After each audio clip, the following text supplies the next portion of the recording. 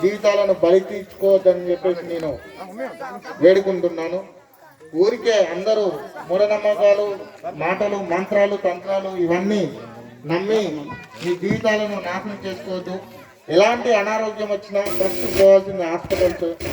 గుండెని తీసి గుండెని పెడుతున్నారని నాడిక గారు చెప్పినారు. బైపాస్ సర్జరీలు ఎలాంటి రోగమైనా నయం చేసే అధునాతన వైద్య రంగం మనకు ఉంది.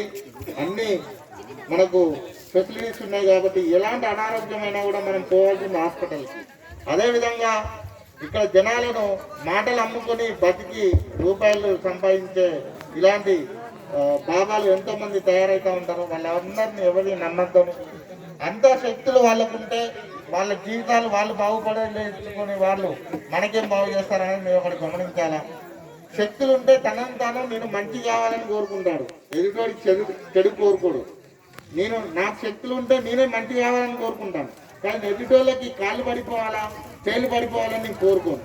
అదొక్కటి మీరు గమనిస్తే మంచిదని కోరుకుంటూ ఇంతమంది సదావకాశాన్ని ఇచ్చిన గ్రామ పెద్దలకి మరియు మాకు ఇంత మంచి ప్రోగ్రాంను అందించిన కళా బృందానికి, ఏఆర్ఎస్ఐ గారికి అందరికీ కృతజ్ఞతలు తెలుపుకుంటూ సెలవు తీసుకుంటాం.